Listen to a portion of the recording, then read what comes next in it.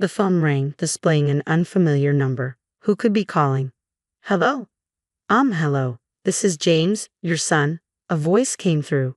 My heart skipped a beat. It's fine that you divorced my dad, but it's a problem if you don't fulfill your responsibilities as a mother. I mean, I'm already a high school student. Can't you stop involving me in the mess between you two? My mind raced as I struggled to comprehend. What? What are you talking about? And why are you calling me? I'm telling you to pay my child support and tuition fee. The root cause of all this is your infidelity, and now you're trying to take money from my dad. You've got some nerve, James continued, his voice escalating. Anger surged within me. Who do you think you're talking to? I have no recollection of having a child. Have you gone crazy, or are you trying to avoid pain by playing games? Don't mess with me, James retorted. But I wasn't joking. James must think I'm messing with him, but I'm surprisingly serious. As I said earlier, James is not my child. About 14 years ago, I was married to my ex-husband, and we were approaching our 3rd year together. Until then, our relationship hadn't changed much, and we got along fairly well. However, one thing felt unnatural: the issue of children. Before marriage, I had expressed my desire to have children soon. Yet 3 years into our marriage, my husband had never brought up the subject. It's been 3 years. What about having a child? I finally broached the topic. His response was dismissive. Oh yeah, but I'm busy with work right now. When will you not be busy? You always say that, and it's been dragging on until now. Our conversation took a strange turn, leaving me unsettled. I hadn't suspected him of cheating. I was simply trying to convey that if his behavior persisted, suspicions would inevitably arise. Yet for some reason, he appeared flustered, as if concealing something. This prompted me to delve into my ex-husband's activities, unveiling the truth behind his words and actions. Upon confronting him, his demeanor and the truth about his purported business trips painted a damning picture. It wasn't merely an affair, he was leading a double life. Half the month he was with me, and the other half with another family. What shocked me most was discovering that the other woman had a child. James, the same child who had called me earlier. At the time, James was merely 2 years old, oblivious to the complexities surrounding him. Was this a blessing in disguise? Regardless, someone was bound to be hurt. Deciding to confront the other woman, I approached her in the following days. Despite her immediate recognition of me, her demeanor was hardly welcoming. Amidst the tense atmosphere, I wasted no time in addressing my concerns. I questioned the morality of my ex-husband's double life and sought clarity regarding the child's parentage. Her response was disconcertingly composed. She showed no signs of guilt or remorse. Confidently, she asserted her role as James's mother, contrasting starkly with my ex-husband's attempts at concealment. Feeling somewhat overpowered by her unwavering demeanor, I pressed on, inquiring about her plans for the future. I have no intention of altering my current lifestyle. I'm content with it. However, I can't shake the feeling that he has no desire for more children. Why is that? When I informed him of my pregnancy with James, his reaction was less than enthusiastic. His response, that it wasn't the right time for a child, left me wondering if my pregnancy was merely happenstance. It made me question whether he harbored any desire for fatherhood at all. Despite his claims of loving children, his reluctance to embrace the news of our impending parenthood was puzzling. Upon sharing my doubts with the other woman, she offered a knowing smile.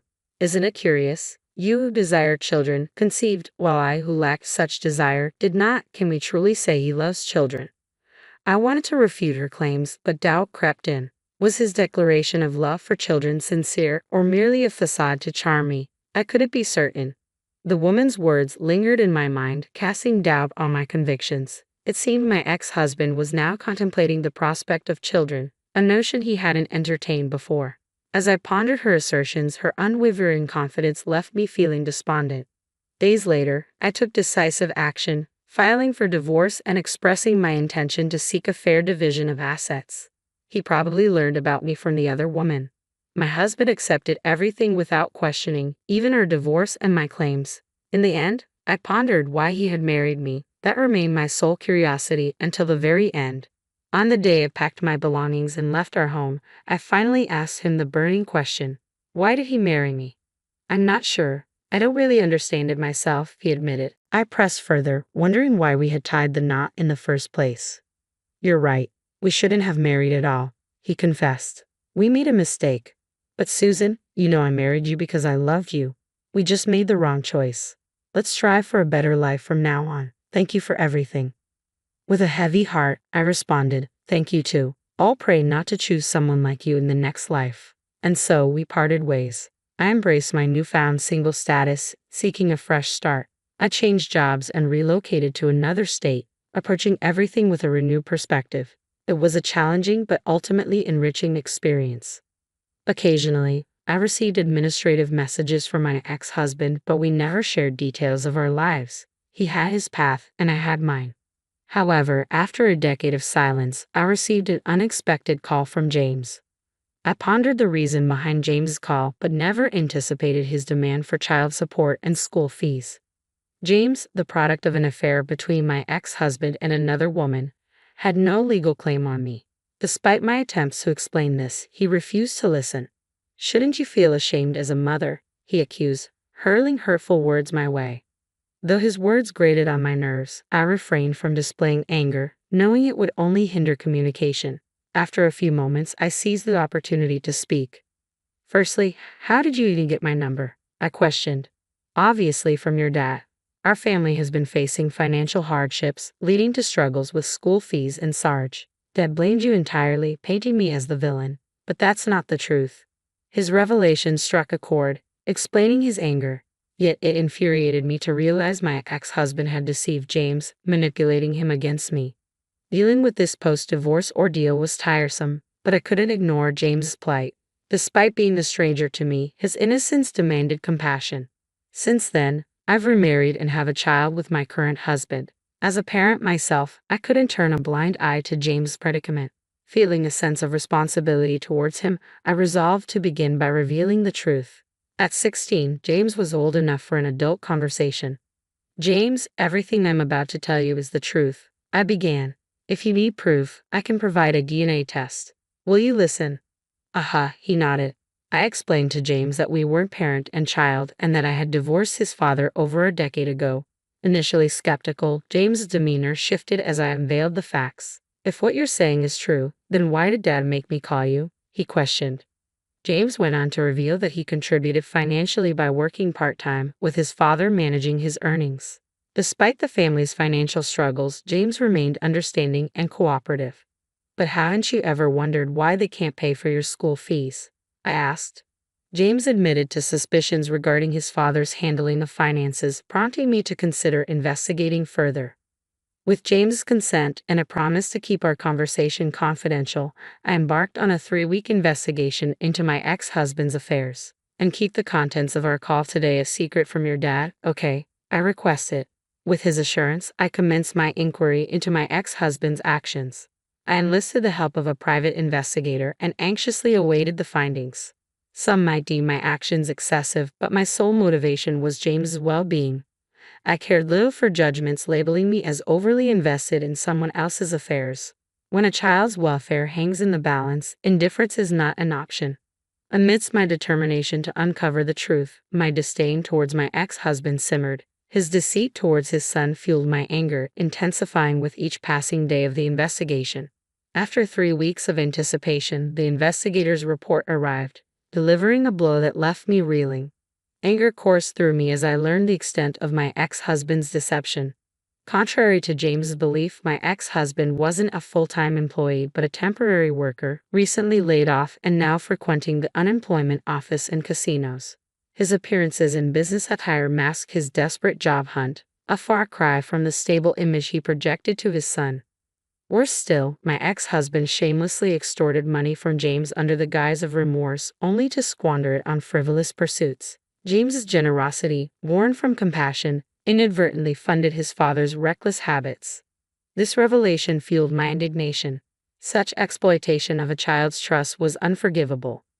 With a determination to address James' situation, I reached out to my ex-husband's mother. Thankfully, I hadn't deleted her number. "Hello," she greeted, surprised by my call after such a long silence. "Mother-in-law, could we talk for a moment?" I requested, feeling a mix of apprehension and resolve. I explained the current predicament, sharing the truth about my ex-husband's actions.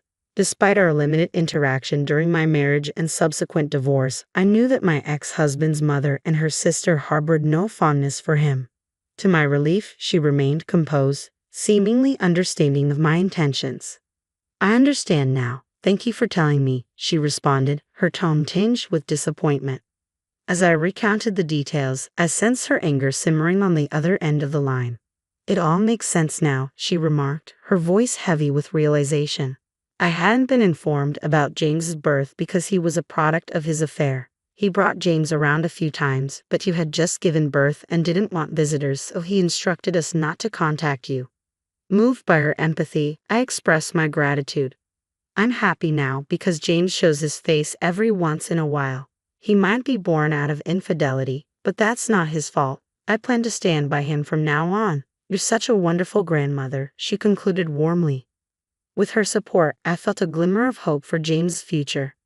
I felt a sense of relief, which prompted me to reach out to my ex-husband's mother with an unexpected proposal. I asked if she and her husband would be willing to take in James.